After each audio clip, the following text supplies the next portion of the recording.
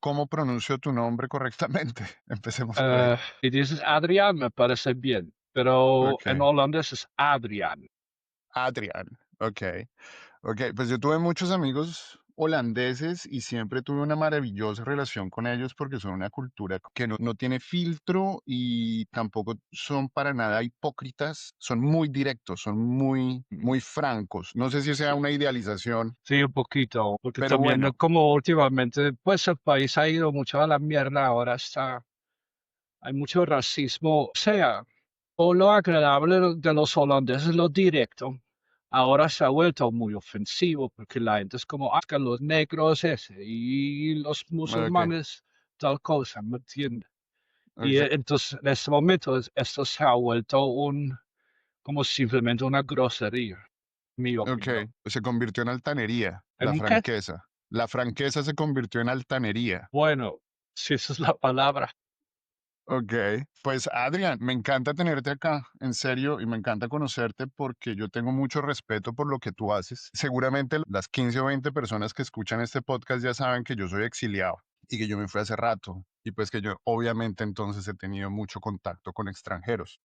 Cada colombiano que va por el mundo como que lleva la bandera y somos de cierta forma embajadores y tenemos que volvernos en analistas y todo el mundo quiere saber sobre la cocaína y sobre Shakira y ahorita el turismo. Todo el mundo quiere venir a Colombia. Colombia es un país que, como hablábamos el otro día con Elvin, se proyecta mucho hacia afuera y Colombia es un país que no deja indiferente al mundo. Sin embargo, mi impresión cuando yo hablo con la gente es que en el mundo hay un gran silencio mediático referente a Colombia. Es decir, no hay información Más allá. más allá, no hay información confiable, simplemente son los rumores que trascienden de nuestros propios medios, que trascienden Y fronteras. clichés también, como Claro, pues no ahí se queda hay, la gente. Ahí se queda la gente. Entonces, yo respeto mucho lo que vos haces porque yo también tuve esa iniciativa o esa idea de informarle al mundo lo que pasa en Colombia, más allá de la óptica y del cliché, de la óptica mediática hegemónica y del cliché, pero nunca tuve la disciplina, la verdad, nunca tuve el tiempo o la decisión.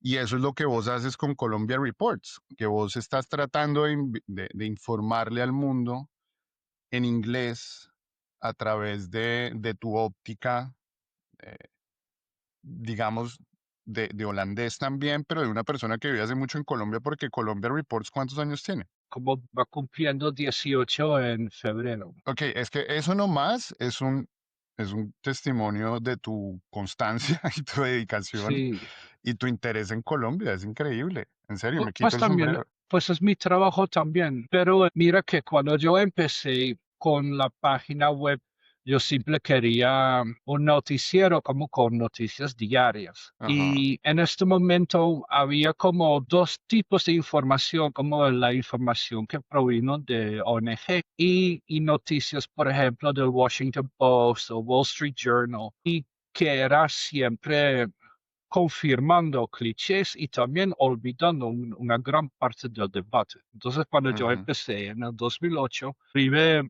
era, era el presidente. Entonces, mucho debate era sobre el narcotráfico y pa. Y yo ya muy rápido me enteré que ese debate se estaba haciendo como muy parcialmente.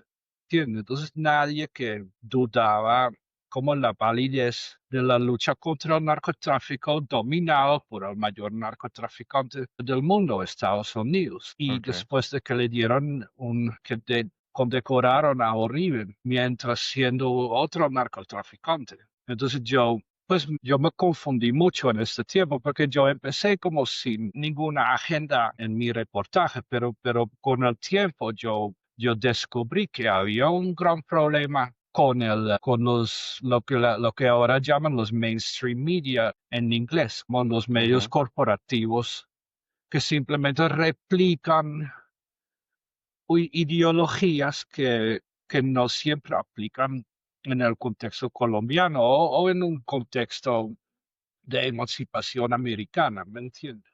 Ok. Y americana como del continente, no solo los gringos. Sí, de acuerdo. Y, Y mira que lo que me dices me hace pensar en varios amigos expats, expatriados, sobre todo europeos, que viven en Colombia. Todos atraviesan un periodo de, obviamente, de ignorancia. Uno llega a un país sin conocerlo, sin entenderlo, pero hay un periodo de adaptación bastante brusco donde se tienen que enterar cómo funciona el país, cómo son las élites del país, lo que ajá, fue el uribismo y todas esas esos secretos a voces, secretos a gritos, que todo el mundo sabe, pero que no parecen llegar a los medios. Yo he visto varios expatriados que se desencantan de, sobre todo de las élites, porque tú sabes que el blanco europeo llega a Colombia y se puede rodear fácilmente de las élites. sí. Y las élites van a tratar de abrazarlo, de darle la bienvenida, de tener un amigo gringo, de hablar inglés y de, Pues, porque pero y también engañarlo o mantenerlo como dopado, más bien. en la parte política sí. Entonces el desencanto es interesante porque obviamente yo pasé por ese proceso también. Ajá. Pero mientras que yo estaba escribiendo, pues yo en mi proceso de comprender cómo la sociedad colombiana, entonces eso se empezó a mostrar en mi trabajo. Ujú, Entonces pues, empecé a mirar, entonces el racismo acá es diferente que en Europa. Entonces, ¿cómo es el racismo acá? Como ujú, porque la gente dice tal cosa y no como en Europa donde dicen la otra cosa, que es también ujú, racista pero diferente.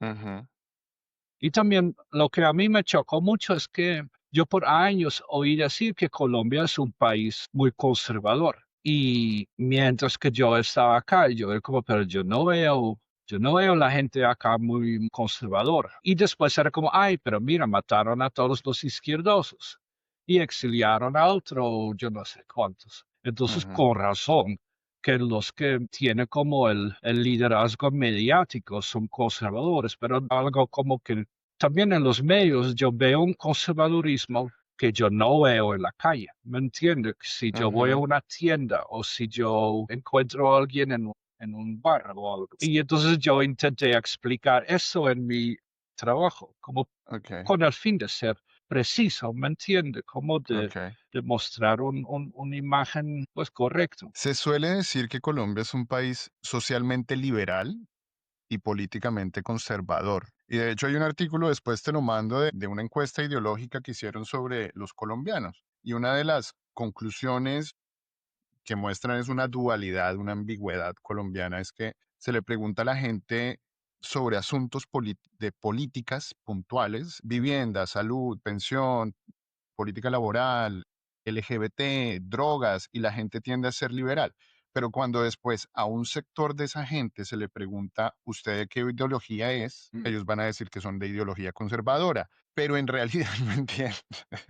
Sí, Eso pues es simplemente porque una yo creo que disonancia. también, como los términos liberal y conservador no son aplicables universalmente, ¿me entiende? De acuerdo. Como hay, si usted compara el Partido Liberal canadiense con el Partido Liberal aquí en Colombia, usted va a ver que el uno es canadiense y el otro es colombiano, y que el Ok, conservadurismo tiene otros elementos por el protestantismo o por, me hago no, entender. de acuerdo. Y no estaba hablando de partidos, porque es verdad que es incomparable. Hablo de socialmente liberales en que sí, el colombiano, por más que vengamos de una cultura, en algunas regiones era machista, en algunas regiones era más matriarcal, digamos. Colombia es muy variado también, pero en lo social, el colombiano por lo general, por ejemplo, no era tan agresivo con los LGBT. Es decir, la sociedad es liberal en cuanto a términos filosóficos, no tanto partidarios. Pero luego en lo político sí se terminan por decantar, digamos, por todos estos remanentes religiosos, diría yo, que son pues la familia, el dino al aborto, el dino a las drogas. Tú sabes que el colombiano se persigna y luego va a emborracharse. Sí, sí, a Eso es mí, parte de ser colombiano. pero estabas hablando como del dualismo o de lo ambiguo que es como el colombiano. Ujú, Y, y me parece que eso hace parte de la naturaleza de cualquier cultura, ¿me entiende? Como la generalización de cualquier cultura. válido. Y me parece que si vamos hablar sobre Colombia es muy importante mostrar como este dualismo o que no todo sea blanco y negro. Y eso hace Ujú, mucho falta en el periodismo en general, como sobre todo en los reportajes desde el exterior, porque eso confunde a los públicos. Y yo sí, creo que eso ha sido como lo típico que yo llevo haciendo. Y me parece algo que hay que promover dentro del periodismo, como que ujú, abstengamos de juzgar cosas de muy lejos, porque de más que no entendemos lo que está pasando. de acuerdo. De acuerdo, y yo he notado eso porque yo con Colombia Reports tuve una relación que hace unos 10 años, más o menos, que por primera vez vi la página, yo notaba que era una réplica de las mismas historias que se narraban en los medios Sí, colombianos, pero he visto con los años que ha habido un giro más editorial, que le ha sido dando una personalidad, sí, más radical. un enfoque mucho más claro. Y pues obviamente después de 18 años estudiándote el país, y ayer te escuchaba hablando con Richard con Richard McCall también. Estoy esperando para que mejore su español y aparezca en este espacio. Em, y si te conoces mucho el país. Mm, Es muy chévere escuchar a alguien tan articulado en inglés, con un claro conocimiento, que Colombia al final, cuando uno lo entiende, ya no se ve tan complicado como antes, yo creo, y yo creo que tú ya llegaste a ese nivel de sintetización, de sí, sincretud. y sobre todo, mire que había varios pasos en el trabajo que yo hice, porque al principio empezó el proceso de paz y eso requería del periodismo un enfoque muy diferente que antes, porque el trabajo en el periodismo en Colombia era muy fácil, como, mira, mataron 10 guerrilleros ahí, mataron Ajá. 10 soldados ahí, y eso es relativo, como para escribir, eso es muy fácil, ¿me entiendes? Y al final el contexto es como las FARC que crearon en el 1964 y bla, bla, y paramilitares. Bla. Y en el proceso de paz uno entendía que las FARC provenían de una larga historia rebelde y que hay sectores en el país que son también izquierda, pero no violenta. Ujú, Y que esos sectores siempre fueron muy victimizados y estigmatizados por la insurgencia guerrillera ujú. y que era muy importante dar voz a esta parte de la sociedad que no es menor. Mira, mira como ahora tenemos presidente izquierdista, pero que siempre fueron como estigmatizados e ignorados en los medios de comunicación. Entonces, primero pasó esto que eso me hizo pensar mucho en los errores que yo cometí en el principio, como Ujú, con los falsos positivos, por ejemplo, ujú. muchas veces yo escribí un artículo sobre que el ejército dio de baja a 10 guerrilleros y no, y resultaron ser civiles. Que era una réplica de lo que tú encontrabas en la Sí, versión oficial transmitida por los medios. sí, entonces eso me forzó y me imagino que no solo yo, pero me puso a dudar mucho como el trabajo que estaba haciendo. Y Ujú. después lo que pasó, que fue muy impactante, fue el paro nacional, porque en este momento yo ya estaba como Empapado. sí, estaba muy metido en lo del proceso de paz Ajá. y hablando con mucha gente, haciendo entrevistas y no solo replicando lo que había en las noticias. Y pasó lo del paro nacional y en este momento había una ruptura entre la calle y las salas de redacción, porque y en ese momento yo terminé muy hostigado también porque yo fui demandado por RCN, porque yo escribí como que RCN estaba hablando mentiras y diciendo terrorista a todo el mundo y su mamá. Entonces, en este ¿Tienes momento, esa foto? perdón, ¿Tienes esa foto, lo que compartiste? ¿Su mamá es una terrorista, algo así? sí, sí, ¿La fue tienes? ese, fue Después este me la artículo. pasas. Entonces me demandaron por eso y yo era como, pero como si somos colegas, ¿me entiende? Como Ok. eso era, y en ese momento entonces sentí una ruptura y se notaba también en las encuestas de Inbamer, que allí como la credibilidad de los medios de comunicación se fue para abajo. Y ahí Entonces yo empecé como un trabajo muy diferente también porque yo vi que el gobierno que teníamos en ese entonces era pues como una amenaza para el pueblo, ¿entiendes? Como porque volvieron a estigmatizar a gente muy normal, como gente que estaban como agotados de la Claro, pobreza y de todas esas maricadas del esa gobernanza neoliberal. sí, La gente salieron a la calle y era como, ay, mire que son apoyados por las FARC y el ELN. por la Y izquierda. yo me puse a defender al pueblo y eso me radicalizó mucho, porque en ese momento yo no quiero nada que ver con esa industria noticiera, como aquí estamos vendiendo humo, ¿me entiende? Y Claro, no sé si viste, mi último podcast es con un periodista, Gerald Bermúdez. sí, lo conozco. Sí, Él dijo que el periodismo en Colombia está muerto. Fue él el que sentenció esa muerte.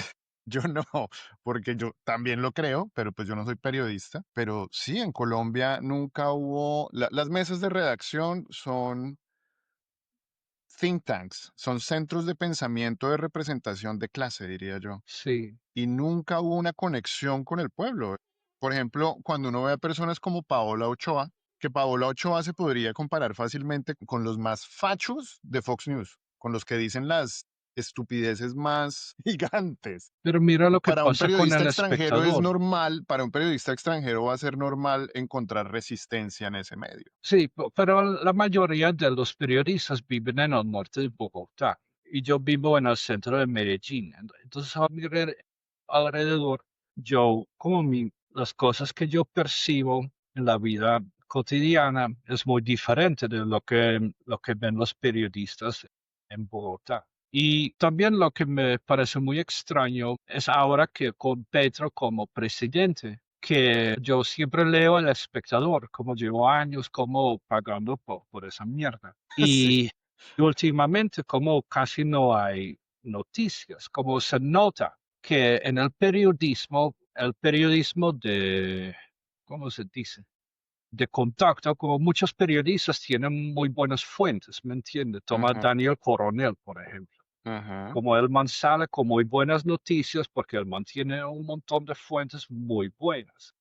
Y se notaba que cuando entraba entonces el primer gobierno de izquierda, que los periodistas ya no tenían dónde llamar, ¿me entiende? ajá, Y que, y que empezaron a aparecer noticias como muy tendenciosas ajá. y sin sustento de las fuentes de información que era más común con con todos los gobiernos anteriores. Y eso me pareció muy interesante. Para mí también como muy problemático porque entonces en este momento hay muy poca noticia sobre lo que está pasando en el, Ajá. porque hay una resistencia a mostrar los éxitos del gobierno y los críticos del gobierno son muy ideológicos y no muy basados en fuentes creíbles, ¿me entiendes? Como mucho Ujú. Paloma Valencia dice tal cosa, María Fernanda Cabal dice tal cosa. Y no hay mucho sustento, por ejemplo, por parte de los ONG, por ejemplo, que apoyan como una, como oposición mediática al poder de la izquierda. Y eso es Sí, muy problemático como periodista porque muchas veces uno depende de lo que están haciendo los colegas, como un trabajo colectivo que se hace. sí. Entonces ahora es muy difícil sacar noticias interesantes. Pues siempre, yo creo que siempre ha sido, Colombia es un país muy interesante de por sí, pero lo que nunca ha habido son enfoques interesantes que expliquen los sucesos y por eso en realidad estamos más metidos en una maraña, en un océano de mentiras. ¿Tú te acuerdas que la posverdad era la palabra del 2016? Sí, A mí me da la impresión que Colombia vive en la posverdad desde los 2000, 90, porque hubo un laboratorio de propaganda muy sofisticado, muy controlado y muy rígido, muy hermético además, que no yo solamente creo que no solo Colombia, porque si uno mira a los medios gringos, uno también se da cuenta que ahí hay un sesgo como que favorece mucho al poder, como un imperial, ¿me entiende? total, total, y somos un reflejo de ellos, pero es que mira, en Colombia hubo genocidios en plural. Sí, en nuestro territorio. Mm. Hubo millones de desplazados, hubo escándalos de corrupción de billones de dólares. No era una guerra en Afganistán, no era todas las invasiones y las guerras gringas, era al frente de nosotros. Yo en la universidad veía comunidades indígenas enteras en la séptima pidiendo limosna, sin zapatos, bajo la lluvia. Es decir, estaba ahí y nos manipularon para creer que Colombia era el segundo país más feliz del mundo. Porque eso, no sé si tú llegaste en 2008. No, no, yo El vivía lavado también. cerebral de los 2000, Adrián, Mm. te lo perdiste. Fue Oye, impresionante. que tenemos la democracia más antigua de Latinoamérica.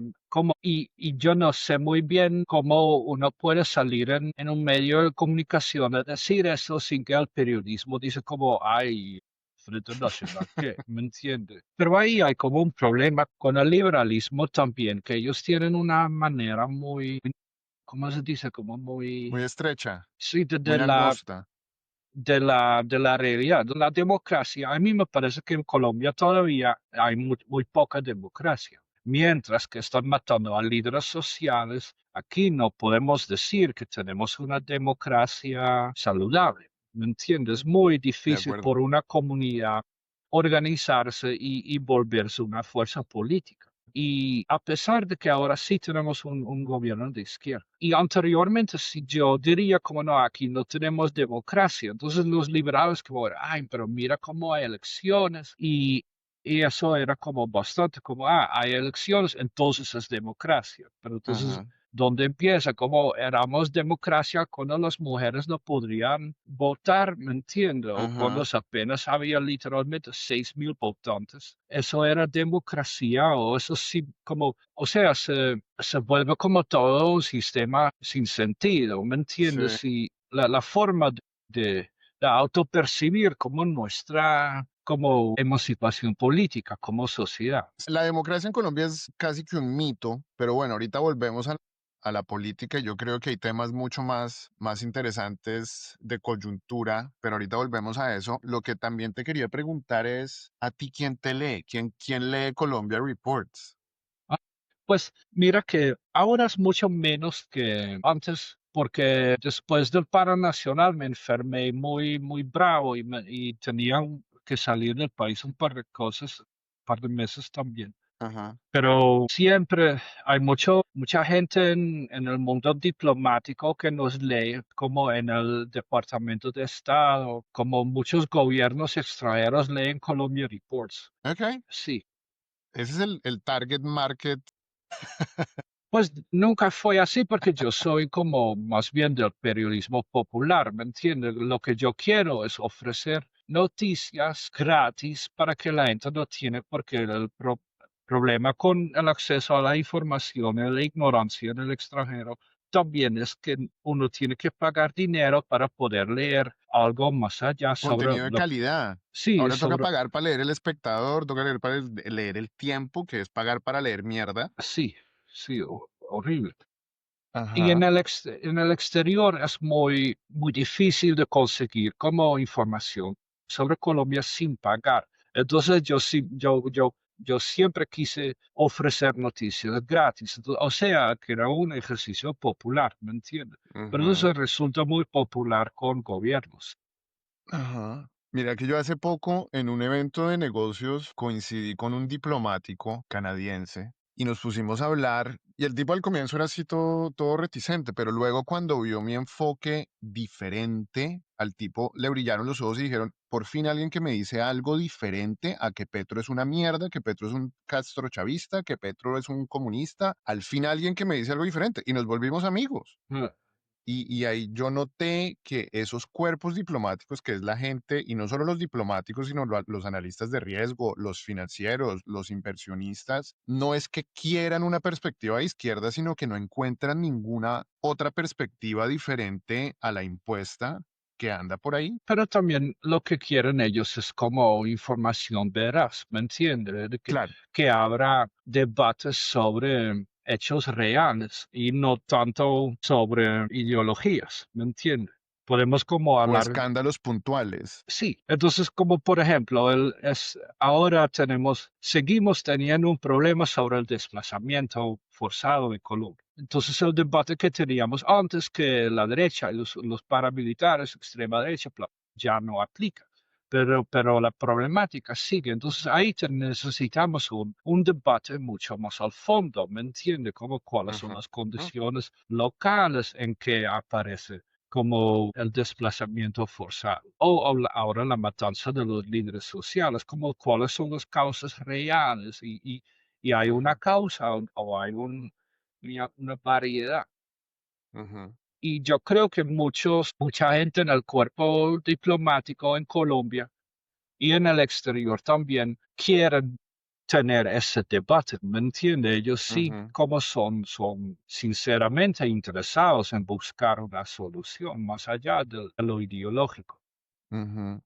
De acuerdo, y por eso hay veces uno escucha analistas extranjeros o académicos extranjeros que entienden a Colombia y pues tienden a sonar, exacto, hablan de la tierra, del desplazamiento, que son verdades que son inocultables, no se pueden esconder y llegan rápidamente a esa conclusión y pues digamos, esos son los debates de fondo, pero que parece que Colombia no los quisiera tener. No, y hay límites ahí también. Mira que yo también conocí gente de la embajada canadiense aquí en Colombia, gente muy amable, y en Ujú. algún momento me di cuenta que la embajada estaba patrocinando un congreso de minería de oro aquí en Medellín. Y yo era como, uy, pero ¿cómo así? Eso es puro lavado de activos.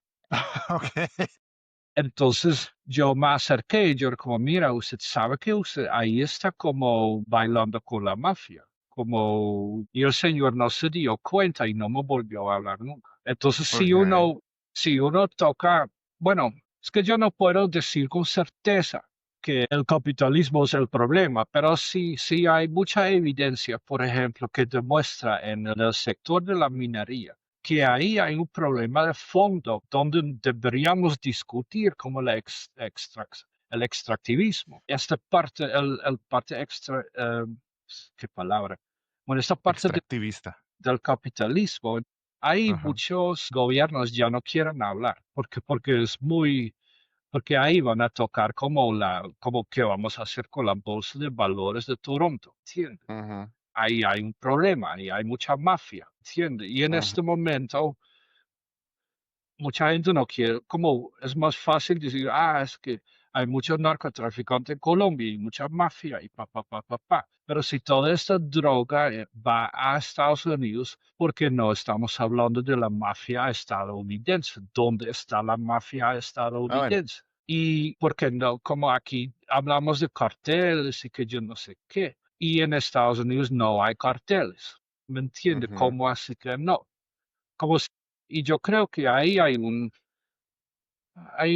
como la gente simplemente no quiere ver y no quieren investigar. No. Como toma el lavado de activos en Miami, que es una cosa tenaz. Como todos los políticos de Miami son pagos por mafias de lavado de activos, como Ujú. Marco Rubio, como toda esa gente que ahora está muy como antipetro y todo. Es que todo ese dinero que entra a sus campañas vienen de abogados, del Sí. sector de construcción, como que son todos sectores muy ligados al narcotráfico. Y a mí me tiene alarmado ahorita la estrecha conexión narrativa entre el uribismo y el trompismo, porque yo me acuerdo que en campaña Trump hablaba del castrochavismo. Eso es un terminucho salido de las cloacas tuiteras uribistas que llegó al presidente de Estados Unidos.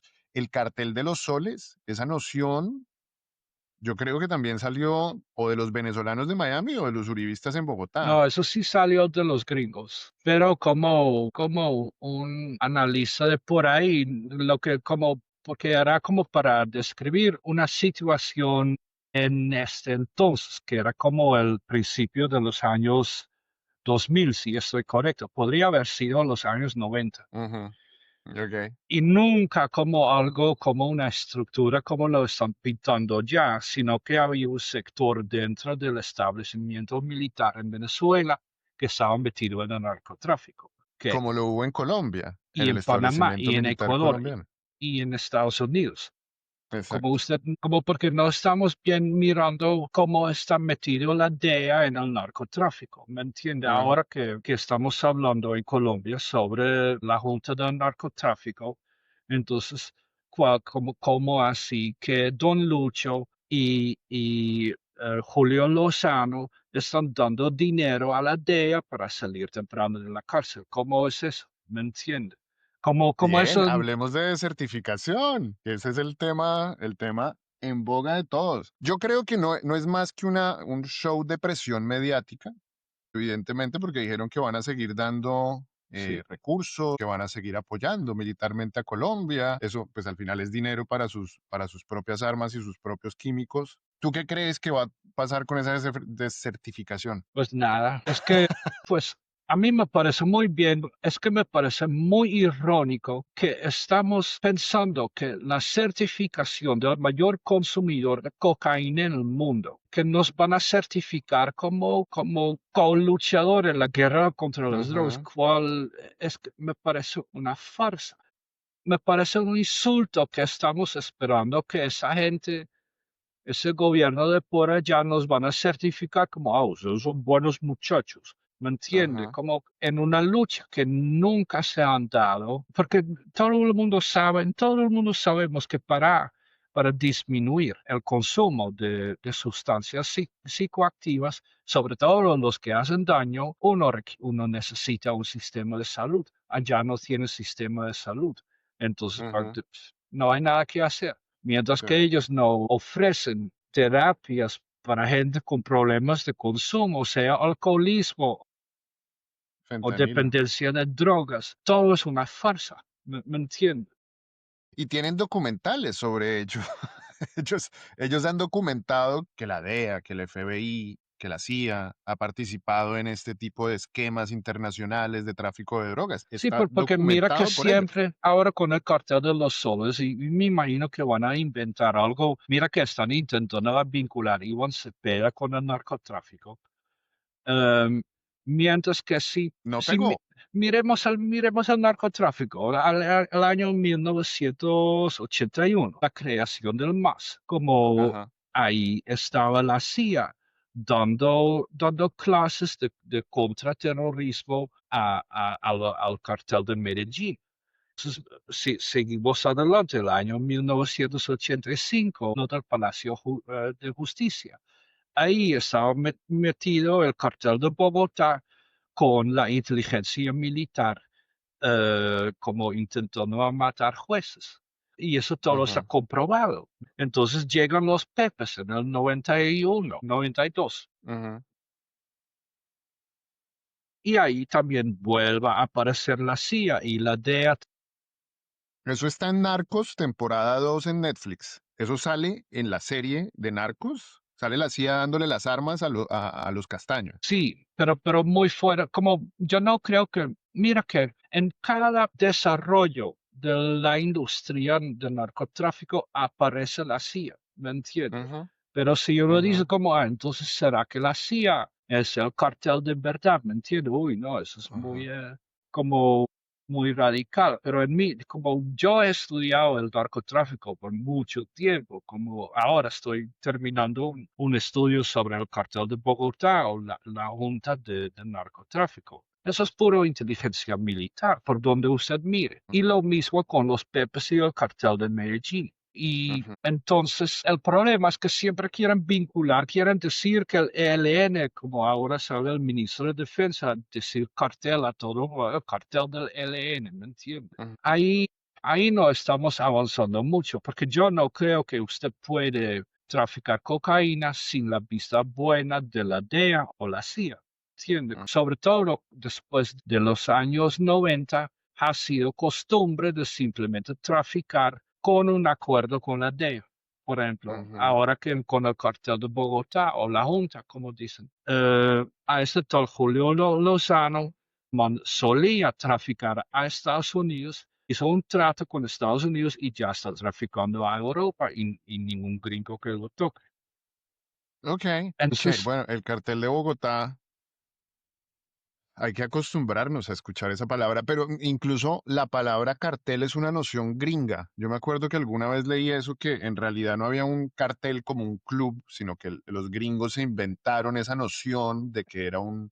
en México, en Colombia sí hay carteles. Mira que también había un cartel de, pues aquí hay carteles de todo, ¿me entiendes? Sí, Simplemente pero, es, los carteles son conocidos como las asociaciones de empresas que controlan precios. Ese es un cartel, de sí, verdad. El cartel, pues cuando habían traquetos y los gringos inventaron el tema del cartel de Medellín y que Pablo Escobar era el jefe. Esa noción es muy construida sí, porque Pablo Escobar se volvió el más famoso porque era el más público. Él quería ser una agencia de publicidad, de hecho, y sus aliados le dijeron que no fuera loco.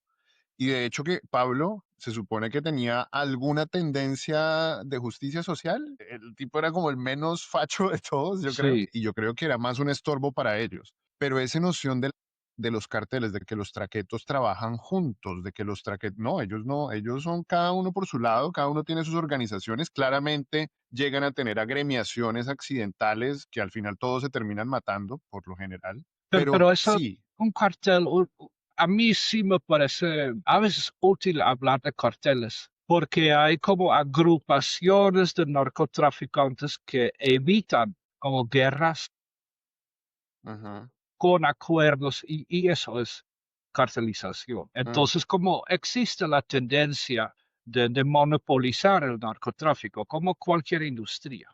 Y en este proceso siempre habrá como cierta diplomacia entre fuerzas oscuras, narcotraficantes, por ejemplo, ajá, o de lavado de activos. Y entonces hay como una coincidente cartelización, pero como lo pintan en Estados Unidos como organizaciones fijas, como que el ajá, cartel de Medellín eran los Ochoa, Escobar, Carlos Leder y el mexicano. No, así no ajá, funciona, ¿me entiende? ajá, Ellos sí, porque el mexicano era de Bogotá. Entonces ahí hay un sistema mucho más orgánico, donde a veces algo que un cartel que se formó se derrumbe porque ajá, hay fuerzas monopolizadoras también, claro. ¿me entiendes? Y en ese orden, el uribismo no habría podido existir si la CIA no lo hubiera aprobado, porque yo creo que el verdadero cartel de los soles o el verdadero narcoestado fue el uribismo durante Sí, 35 años. sí. No, eso sí fue como una toma hostil de la mafia. Y usted mira que la gente que están en la cárcel, que hicieron parte de este dos gabinetes, eso yo creo que son más de dos docenas de personas. Y eh, ni hablar como de los militares, como el Ajá. Mauricio Santoyo y el otro. Es que el Mario problema Montoya. empezó un poquito aquí, que había con los Pepes, como como la cooperación entre, por ejemplo, la fiscalía y los paramilitares era casi total en Medellín. Aquí se construyó un poder paraestatal tremendo, como donde Ajá, había como la propia fuerza pública que era privada que ajá, la justicia se impartía fuera de la fiscalía y la gobernanza era también completamente fuera de los libros. Y eso era tan exitoso aquí en Medellín en los años 90 que eso en el 2002 se replicó en Bogotá. Y ajá. mira el desastre que fue. Y todavía nos falta como aprender que eso fue puro desastre, que Uribe no, porque la gente sigue pensando que era un mal necesario a vencer la Ujú. guerrilla y no Claro, pero había ese es el, ninguna guerrilla vencida. claro, pero eso es lo superficial, pues ese es el discurso que nos echaban, pero pues todo el mundo sabe que Uribe tiene tres o cuatro, porque ya uno no se acuerda con exactitud, familiares vinculados con el narcotráfico, con el cartel de Sinaloa. Muchos de los congresistas que lo apoyaron, pues también tienen nexos con el narcotráfico. Es un acervo informativo, documentado, discutido, tan gigante que asombroso que sea ignorado. Por ejemplo, ¿cómo explicas tú que 2 veces en 2 años han salido informaciones de que los Char están muy cercanos del cartel de Sinaloa y no pase absolutamente nada. Bueno, Es como, what the porque fuck. el problema que, mira que el milagro, mira cómo lo percibimos como un milagro que Uribe fue condenado por fraude, Ujú, como porque realmente, si usted mira la historia de Colombia, como la rama judicial era completamente colapsada por la violencia paramilitar y narcotraficante. Como ujú, apenas la rama judicial, sobre todo, se está recuperando, aunque la rama ejecutiva también, como apenas como el poder estatal se está recuperando de una ujú, derrota ante la mafia tan tremenda como que cuando Uribe estaba en el poder, que era simplemente ujú. en ese momento la mafia tomó el Estado, todo el Claro. Estado. Y esa toma duró 20 años. Sí. Y muy gradualmente el Estado logra como recuperar el poder, como que fue la idea original, como digamos un poder constitucional. Ujú, Y en Barranquilla eso todavía no ha pasado, ni en Córdoba, ni en Norte de Santander, ¿me entiende? ujú, Entonces, eso va a ser un proceso muy largo. Y el problema también es que el narcotráfico tomó los medios de comunicación también, porque Uribe nunca pudo haber vuelto tan popular en el 2002 sin una máquina de propaganda que era el Tiempo en este entonces y el y colombiano RCN. aquí en Medellín. Sí, el Tiempo era instrumental porque Uribe cuando Ujú, salió de la gobernación de Antioquia, el man era como ya, había tanto escándalo, ¿me entiende? Que ese man era un caso perdido. No ujú. tenía nada de popularidad en ninguna parte. Y fue como en la mitad del 2001 como reacción a los fallidos conversaciones de paz en el Caguán que empezaron a montar Uribe, pero esa fue como casi una conspiración criminal organizada por Pacho Santos y Juan Manuel Ajá. A Santos. ti te deben quedar poquitos amigos uribistas allá en Medellín, ¿no? Y muy poquitos. Pues no, pero irónicamente mi mejor amiga es uribista. Sí, uno tiene que convivir con eso. ¿Y cómo lidias con eso? A ver, ningún amigo mío es como de la clase alta, ¿me entiendes? Porque yo con la Ujú, clase alta no puedo, pero con gente conservadora yo sí puedo hablar. Porque de hecho la amiga de que estamos hablando como hace 2 días o algo, yo la pregunté como, oiga, pero usted como no opina que yo soy demasiado radical. Y ella como, no, es que usted diga la verdad. Y es ajá, muy interesante de que, como si estamos hablando de gente común, no importa tanto el conservadurismo o el progresismo o en mi caso el anarquismo. Como por yo se puede tener conversaciones muy interesantes y debates muy interesantes sin pelea. El ujú. problema es la clase alta que allá simplemente están ignorando muchas realidades. Mira que desde los últimos años yo creo que Colombia ha dejado ese miedo a hablar de las élites y de las clases altas, que antes no se hablaba. Pero Tony, mira que después de que mataron a Miguel Uribe, o después de después de que le dieron bala, yo tenía Ajá, una entrevista con Tomás Molina porque yo percibí como un clasismo tremendo, ¿me entiende? Que ajá, había gente como, no, eso es el fin del mundo, pero era como el tope de la pirámide ajá, social. Y entonces yo era como, mira, entonces yo hice una entrevista donde yo y Molina, entonces expusimos como conciencia de clase que existía, ¿me entiende? Y yo publiqué eso y desde los Andes, como desde estas universidades, como esos élites, era como, uy, no, muy izquierdista hablando de solidaridad de clase y bla, bla, bla. Mientras ajá. que eso era una cosa evidente, ¿me entiende? Y algo muy interesante como para analizar, simplemente para hablar sobre eso Correcto. como algo de clase.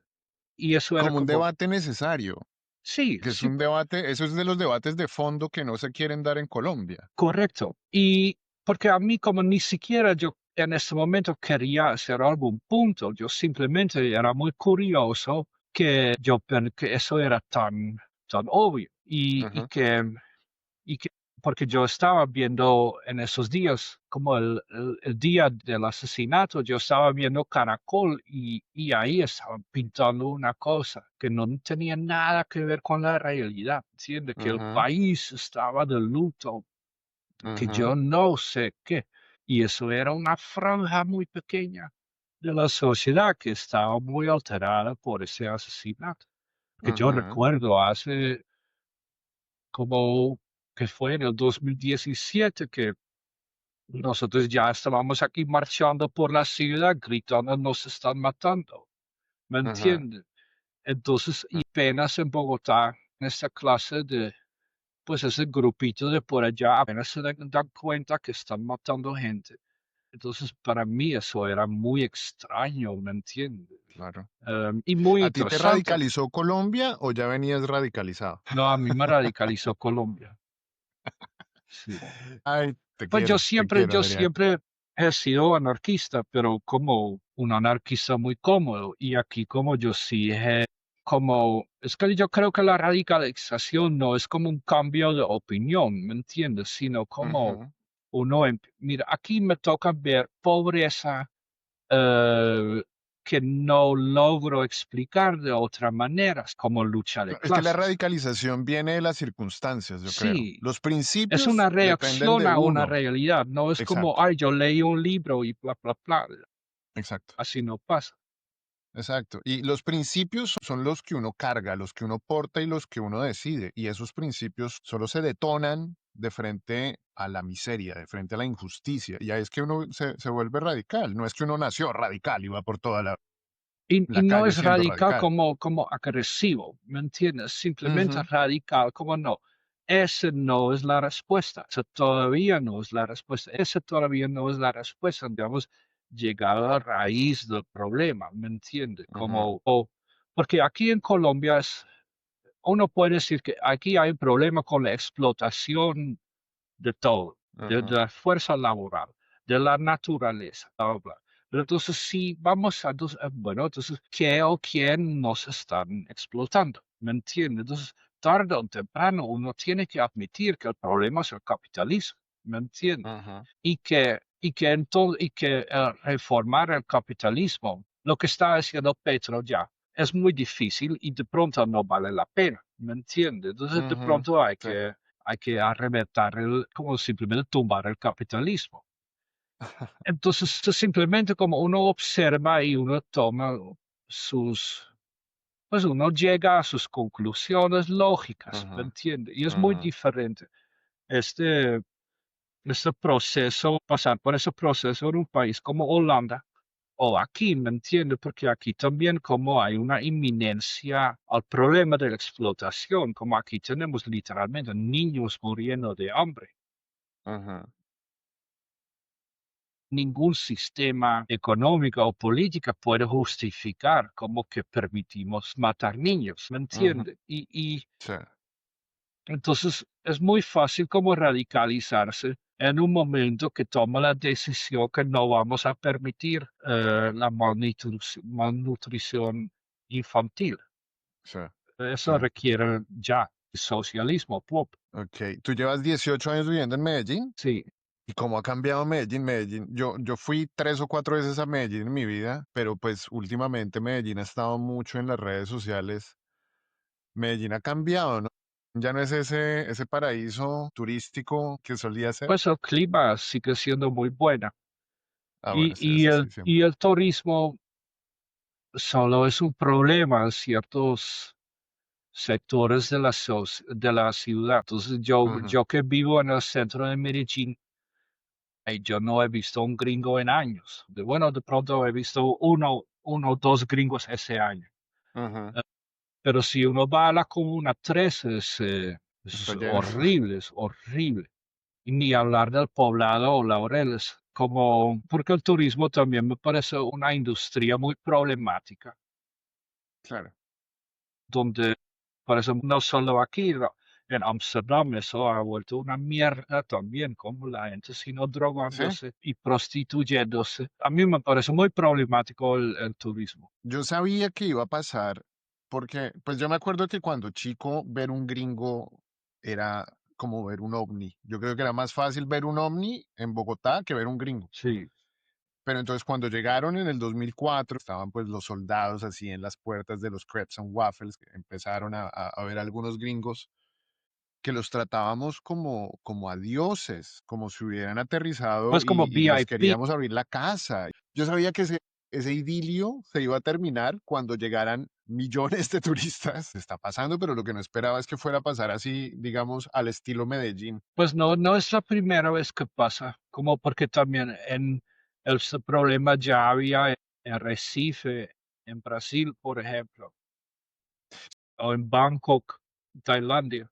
porque los extranjeros decían, por ejemplo, ah, no, es que yo fui a Perú y los peruanos no son amables con los turistas, en cambio los colombianos nos llevan a su casa, nos dan comida y nos presentan a sus hijos, Mm, porque así éramos los colombianos cuando empezaron a llegar los primeros sí, gringos. sí, Pero era cuestión de un desgaste, era sí, cuestión de perder esa moda de que la gente, que el colombiano se tomaba fotos con el gringo en su pueblo, es decir, sí, como que la atracción turística venía al pueblo, pero ese idilio iba a terminar, era un desgaste psicológico que simplemente dependía del tiempo, pero el fenómeno, por ejemplo, de los passport bros, ¿el qué?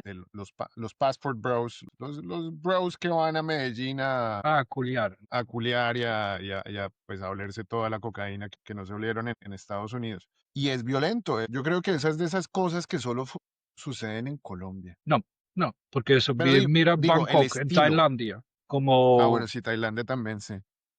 y en Brasil también, como en la costa del Atlántico, como en Recife, Salvador. Allí Ajá, también había como que era muy desbordado también. Entonces ok, es y en Ámsterdam también, y en Barcelona también. Aunque en Barcelona y Ámsterdam, donde la calidad de vida es más alta, donde hay menos necesidad, ¿me entienden? Se mantiene un poquito el balance ajá, entre la economía o la sociedad local y la intrusión turística. claro. Y aquí en Medellín eso es muy aplastador, porque también como trae un dinero, como porque se están abriendo restaurantes, hoteles, entonces Ajá, la economía local, como las autoridades locales simplemente ven muchos dólares entrando a la economía. Y además también, obviamente, es un sector que es muy deseado por la mafia también, por el blanqueo de ajá, dinero, porque si usted abre un hostal y allá entran dos personas, usted puede decir, ah, mira, aquí entraron 20 personas y por eso tengo tantos dólares, ¿me entiende? ajá. Y, y esto es muy difícil de manejar. Pues yo no sabría cómo manejarlo. Que el que vive en Medellín tiene que acostumbrarse a ver esos despliegues de lavado de activos. Sí, En Medellín basta ir a cualquier centro comercial para darse cuenta que prácticamente está empapelado en dólares.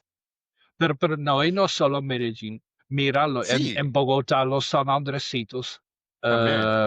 y el Corabastos. Es que la economía colombiana bueno, es muy difícil decir que tanto ha sido infiltrada por el narcotráfico. Mm, Pero no menos que mucho. No, no. Pero no sabemos si como 5% mucho o 50% mucho. Es muy como si Ujú, acabamos con el narcotráfico. Yo sí creo que vamos acabando con la motórica económica que hemos desarrollado, ¿me entiende? Como el ingreso de impuestos, el desarrollo de carreteras y de ujú. edificios. Entonces va a ser como interesante, porque aquí, pues volviendo al narcotráfico, como yo no veo cómo vamos a combatir esto, ¿me entiendes? Yo lo veo como casi un fenómeno natural dentro de un sistema capitalista, ¿me entiendes? Claro, es de mercado ilegal además muy lucrativo y que tiene redes financieras que no se pueden ignorar. Es decir, cómo se lava toda esa cantidad de dinero. No, Tienen que participar sí. los bancos, tienen que participar los real estates, tienen que participar todo el sistema financiero global para que ese dinero fluya. Y se crea una movilidad social que, que no hemos desarrollado fuera del narcotráfico. Ujú, Em, Se puede sostener como el narcotráfico en Medellín, por ejemplo, durante la pandemia, sostuvo la economía de los barrios, ¿me entiendes? Entonces ujú, ahí como muchas tiendas entraron en problemas y lo podrían sostener a través de gota a gota, con ujú, préstamos de la banda local. sí, Como ahora las bandas están abriendo negocios en los barrios como para lavar dinero, pero entonces también hay ujú, una oferta cultural donde usted puede tomar un capuchino, ¿me entiende? sí, Y entonces es un desarrollo económico como muy ambiguo, porque es chévere que uno puede tomar un capuchino en el barrio, pero es problemático que el propietario es un testaferro de la terraza, ¿me entiende? sí, sí, Entonces sí, claro. Y ahí, además que con la desigualdad exacerba todos los fenómenos. aunque se puede decir que el narcotráfico como sí ha mejorado las condiciones de vida, como hay mira, por eso aquí en Medellín casi nadie, bueno, casi nadie de la clase baja habla mal de Pablo Escobar, porque si no fuera por Pablo Escobar, nadie tenía una cancha de fútbol. Como Ujú, no fue hasta que entró Fajardo, los únicos que estaban invirtiendo, como que estaban haciendo una inversión social, eran los narcotraficantes, por ujú, motivos muy, muy oscuros, ¿me entiende? sí, Pero había una inversión social que era muy necesario y que ahora hace mi ciudad lo que es mi ciudad y lo que hace agradable a mi ciudad. Y eso es sí. algo muy ambiguo. Ahora que estamos en un proceso de paz aquí en Medellín, mira que empezaron un plan piloto para acabar con la extorsión en los barrios. Y entonces las bandas eran como, bueno, dieron la orden de no extorsionar más. Y la gente voluntariamente se acercaron a los muchachos a darles Mm. dinero porque no querían perder el servicio de que les guardaban los carros y los motos, ¿me entiendes? ¿En serio, Adrián? Sí, No joda. eso es muy interesante porque ahora como la academia, aquí la Universidad de Antioquia, está midiendo todo esto y eso resultó siendo como una gran sorpresa y también como, marica, ¿cómo vamos a resolver eso? Porque Claro. aquí no podemos entrar, aquí nunca va a entrar la policía, ¿me entienden? Ujú, Entonces, y la gente no quiere que los muchachos se vayan. ujú. Es increíble que solo eso puede explicar eh, esa inversión moral. Es que yo creo que Colombia, y sé que peco a veces de decir que eso solo pasa en Colombia y cosas de esas, pero la inversión moral que existe en Colombia, donde el abandono estatal propició que la gente respetara o apreciara más a las bandas criminales porque les botaban una cancha de fútbol o un hospital, porque las FARC hizo hospitales Sí, y construyó algunas escuelas y generaba eso más identificación o más representatividad de la población local con bandas organizadas que con sí, bandas porque criminales que con hacen. el mismo gobierno. Sí, porque hay que hablar entonces de la legitimidad, ¿me entiende? Porque Mm, como una banda en Medellín es un poder legítimo en los barrios, está ujú, percibido como un poder legítimo, algo orgánico que viene de la propia comunidad y se ujú, percibe como más legítimo que el poder municipal, que ujú, nunca llega sino como dos tombos en una moto ujú. como diciendo groserías a las muchachas, ¿me entiendes? Sí, sí, Eso es muy interesante. El problema es que allí no hay una solución estatal, porque eso es como mucho, porque aquí en Colombia con cualquier proceso de paz, siempre como, ay no, el Estado tiene que asumir responsabilidades ahí, ¿me entiende? ¿Cómo usted lo va a hacer en un barrio de Medellín? Ni hablar de las Amazonas, ¿me entiendes?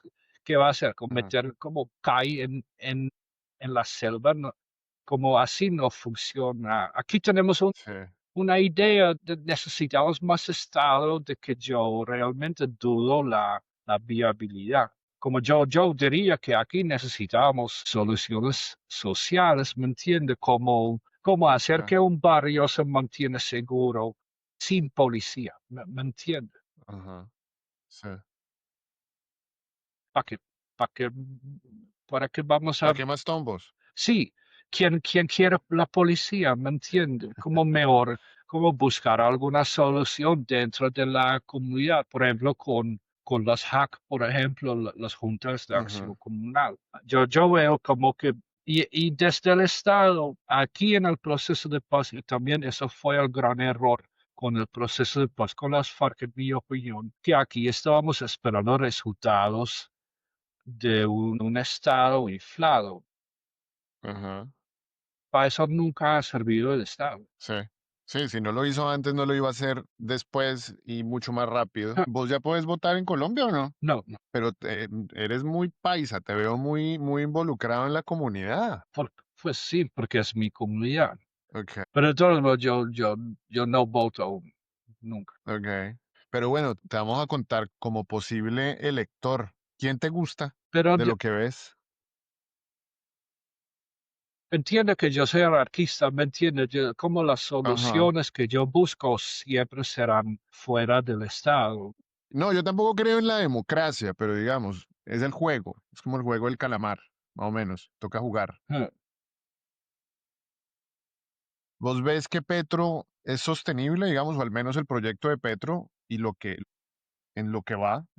Es que a mí me parece muy difícil derrotar a esa fuerza ahora. Ese proyecto de cambio que Petro arrancó. Como porque mira que montan un tipo como Iván Cepeda que tiene mucha autoridad moral dentro de una gran Ujú, parte de la sociedad. Y si usted mira a la derecha, la alternativa ahora es como, vamos a volver a hacer fracking. ¿Me entiende? ujú, sí. Hasta si el fracking fuera muy buena cosa, a nadie le afecta. ¿Me entiende?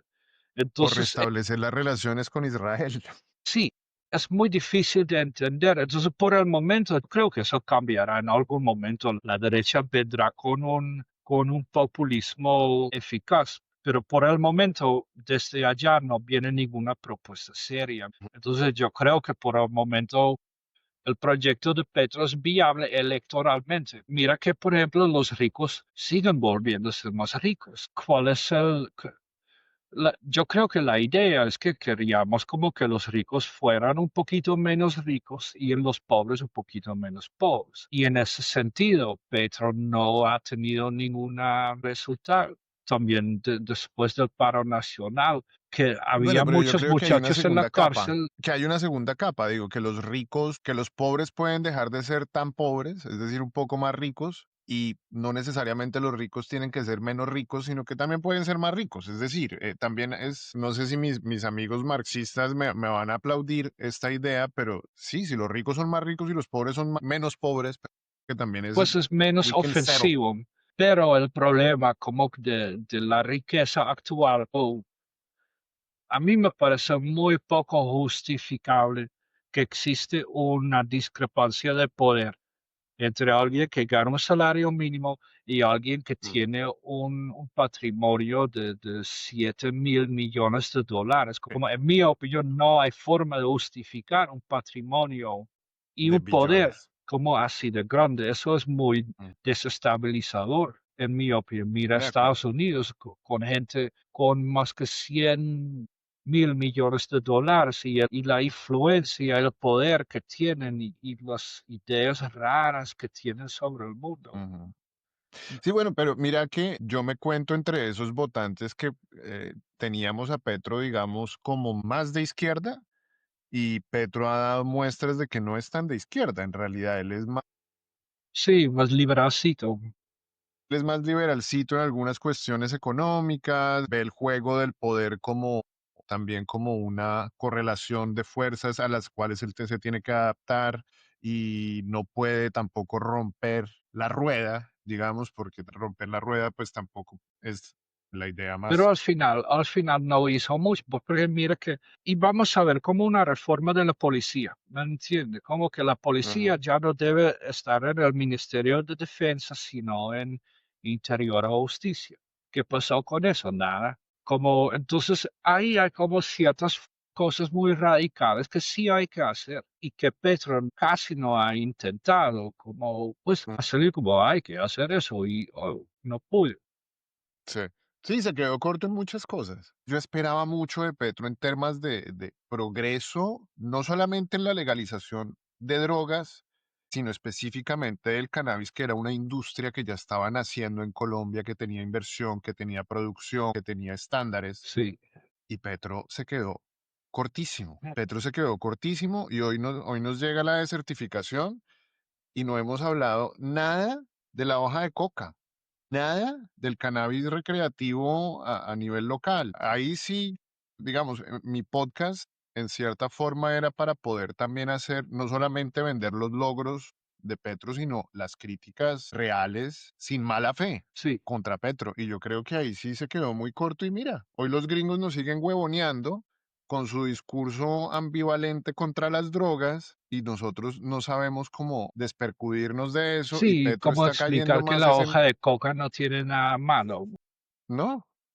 Y porque allí hay, pero ¿usted no cree que eso es un problema mundial? Que, por ejemplo, como por qué estamos prohibiendo la cocaína, cuál es como ese tipo de política, como, pues, podemos estar de acuerdo que hay que legalizar el perico, por ejemplo. Sí, Pero desde ahí uno no se puede mover, ¿me entiende? Porque hay como convenciones de la ONU sí, que no lo yo sé, permiten y es muy problemático el sistema mundial que se ha ido creando con las Naciones Unidas desde los años 40. de acuerdo, de acuerdo. Y desde que se creó la oficina para, bueno, para todo el tema de política de drogas y los schedules, Sí, las clasificaciones y todo eso, pero que también desde esa época se sabía que todo ese andamiaje legal contra las drogas era para proteger los intereses de los productores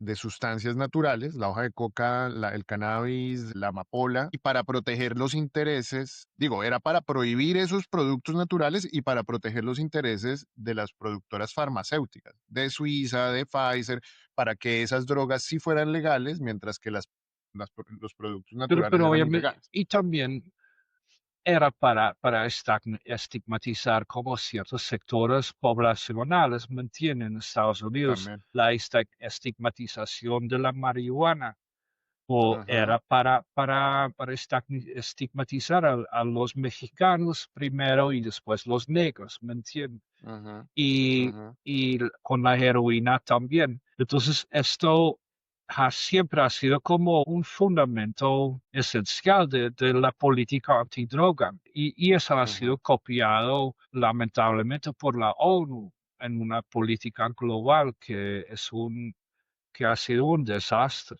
como no hay otra forma. Y no, entonces de acuerdo. entonces es muy difícil que aquí se cambie entonces un poquito la ley para permitir el cultivo legal de marihuana medicinal, ¿me entiende?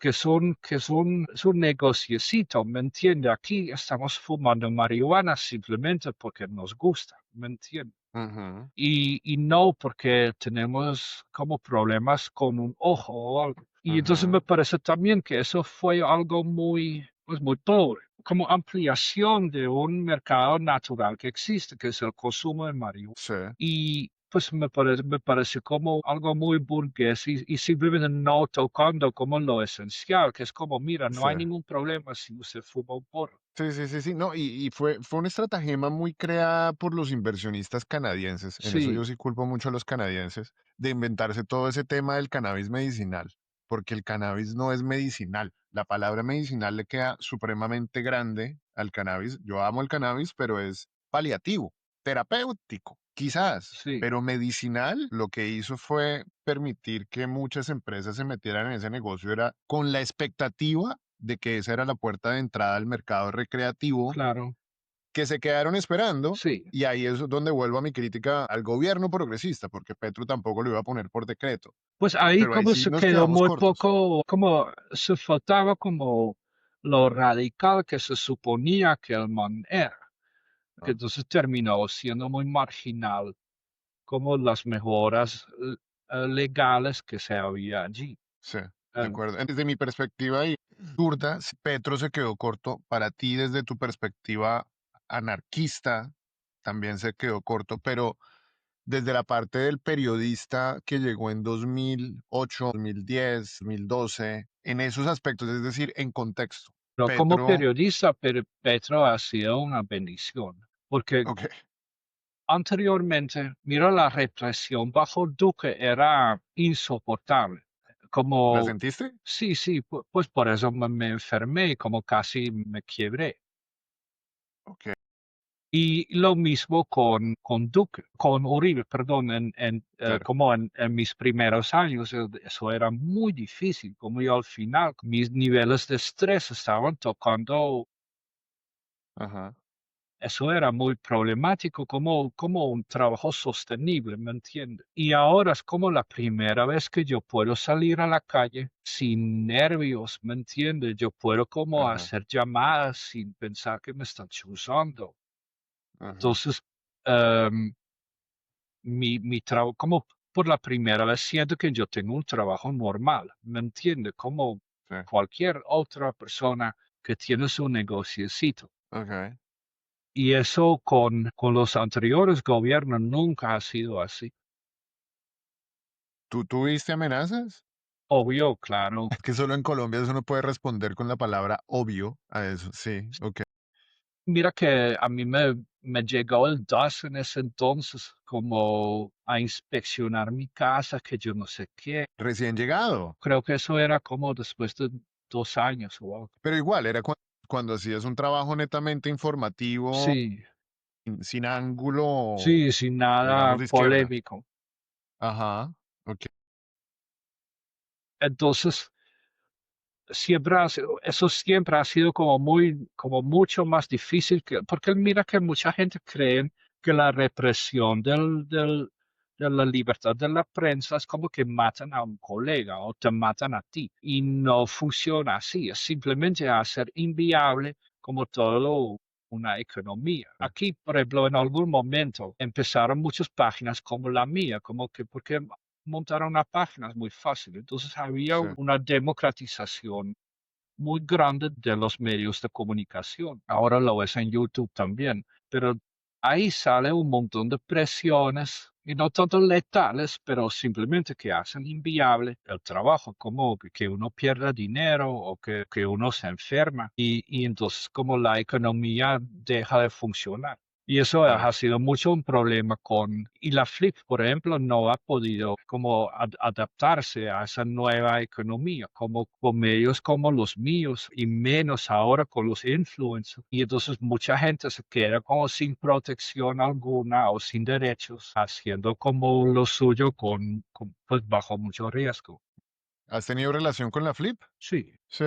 ¿Te han tendido la mano en algo? Sí, en un momento que yo estaba como cercano a la rosca, pero es una cuestión de rosca. Ok, sí, el capítulo pasado hablamos de esa misma rosca de la Flip y salió a lucir otra vez. Es que, a ver, bueno, yo en algún momento yo dejé de confiar en la Flip y también dejé de depender de la Flip. Entonces, había un tiempo bajo Duque que era casi imposible obtener visas. Ajá, Entonces, si uno está establecido en Colombia,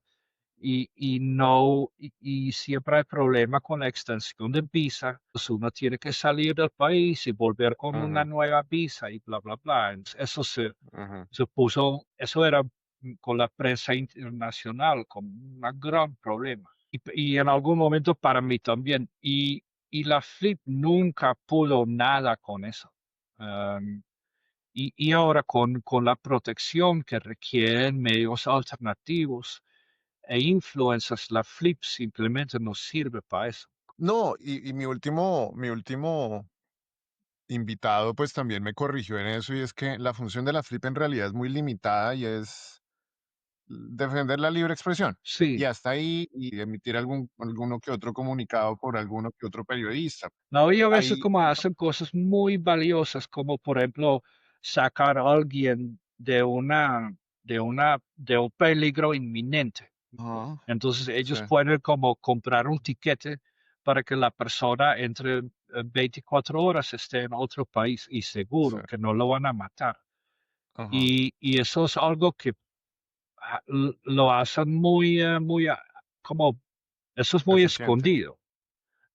Y la gente, como no vean esos trabajos que hacen, que es muy valioso. Pero Ok, si ves como las necesidades que hay como periodistas es mucho más amplio y la FLIP no alcanza, ¿me entiende? claro. Y si uno mira los deseos sociales, por ejemplo, que haya un periodismo responsable que no estigmatiza Ujú, y que no miente o calumnia, ahí se requiere otro organismo, como un defensor del ujú. pueblo, un ombudsman. Sí, o Y un watchdog, sí, algo así. como que tiene un par de abogados y si alguien tiene un problema, mira qué pasó con el espectador que sacó un artículo sobre la El tropa de Petro, que yo no sé qué, como estigmatizando a un montón de muchachas y muchachos que simplemente estaban trinando feliz, como estaban de feliz con Petro. Y algunos de ellos ajá. también tenían trabajos Sí, con el Estado. ella estuvo acá. Juliana Beltrán, de la BLID, Corporación BLID, es Voces Libres para la Democracia, y le ganaron al espectador. Sí, pero eso debe volverse una institución, ¿me entiende? Mm, Eso debe volverse algo donde la ciudadanía puede buscar apoyo para corregir cosas que van mal dentro de la sí, prensa, donde haya abusos de medios de comunicación. Y eso no tiene nada que ver con la FLIP, ¿me de entiende? acuerdo. Para cerrar, yo quería hablar de un artículo que leí ayer y que me gustaría que todo el mundo lea en tu página colombiareports.com, que es cómo Petro logró que la agencia de inteligencia adoptara una agenda antiimperialista. Me encanta el título, porque ya se nota desde ahí el enfoque, que si bien es como, pues, tus fuentes son sobre todo de la silla vacía, me pareció aterrador el hecho de que eh, los, la- l- el nombramiento, la selección de los personajes que trabajaban en la inteligencia colombiana era de la CIA, del MI6 y del Mossad. Sí. Y te cuento que casi me fui de culo, no había leído eso y creo que para ese tipo de mercados que tú le escribes, esta es la información más necesaria. Y, y lo interesante es que la silla vacía, perdón, esa porquería de la silla vacía, escribió el mismo artículo, pero una forma de cómo Petro estaba cambiando algo que estaba funcionando muy bien hacia Ujú, algo como comunista o algo. Ellos no ok, entendían nada de lo que estaba haciendo Petro ujú, y totalmente olvidaron que la inteligencia aquí en Colombia siempre ha estado muy, muy aliado con el narcotráfico y con mafias y con poderes imperialistas. ujú. Y entonces el artículo que sacaron ellos contenía elementos como, por ejemplo, ellos tenían como 10 fuentes, era una investigación muy bien hecha, pero Ajá, escrito de una forma tan, el enfoque. era horrible. Entonces este artículo escribió un practicante como para, cuando le mandé a hacer este artículo como para aprender. Y salió con ese y me parece como muy, muy interesante el artículo. Bauer Turen, Sí, ok, de Pitalito Huila, no es. no, es un kurdo, ¿Es un qué? kurdo. ¿Kurdo? Eh, Pues nació en Holanda, pero es de la familia es de Ok, Kurdistán. ok, ok, ok, ok. Ok, bien. Ok, ahora me hace pensar y casi que me contradecirme, porque el episodio pasado yo hablaba con Gerald de que yo hay veces he encontrado problemático. Yo también fui roommate de un corresponsal internacional. Y entonces he tenido contacto y a mí me gusta ver lo que saca Time o lo que saca los periodistas internacionales o los freelancers que publican en Vice o cosas de esas. Y hay veces uno se encuentra con unos enfoques tan exóticos, exóticos por lo, digamos, estrambóticos, digamos que son lecturas muy lejanas, pero este me pareció muy chévere. Este sí me pareció Sí, que va a lo que va y es cómo los intereses cambiaron de defender la agenda pro gringa a la agenda nacional, digamos, Pues, doméstica. como dijimos ahorita, que Petro se quedó corto en ciertas cosas. A Ujú, mí me parece muy contundente cambiar como la agencia de inteligencia de esta forma, ¿me entiende? Como ujú, de realmente de proteger la soberanía nacional. Me parece un buen primer paso a la independencia, ujú, ¿me entiende? ujú. Y me pareció que la silla vacía no lo entendió así. No, pues es que la silla vacía tiene una agenda. La silla vacía tiene una Mm. agenda y los medios tienen una agenda. Y ahí sí, digamos, para girar un poco y dejar de hablar de las insatisfacciones que nos deja Petro, yo creo que ahí sí es donde se ve su estatismo, su habilidad estadista, y es que modificó las fuerzas militares, porque a las fuerzas militares, a través de darles mejor comida, darle mejor salario, así, bueno, y Sacar un montón de descabezando narcos.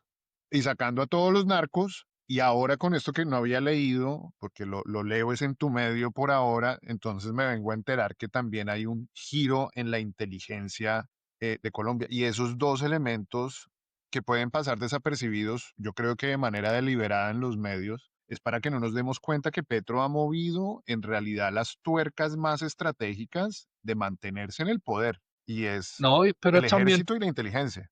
para proteger la democracia colombiana, porque mira que la democracia colombiana o la voluntad popular siempre ha sido bajo ataque, ¿me entiende? Y Sí. Petro realmente hizo lo necesario para aumentar la protección, como para que no lo tumbaran a él o a su sucesor, ¿me entiende? Porque, Ajá, y también creó con esas reformas la base en que otro presidente pueda hacer un mejor trabajo defendiendo los intereses de los colombianos y ajá. no sirviendo a multinacionales Ujú. o una clase alta de poder. Sí, sí, sí. Eso me pareció maravilloso. Se lo recomiendo a todo el mundo, colombiareports.com, porque ahora viene recargado de análisis. Me alegra y lo que para cerrar la idea, cuando yo veía Colombia Reports hace 10 o 15 años, no me generaba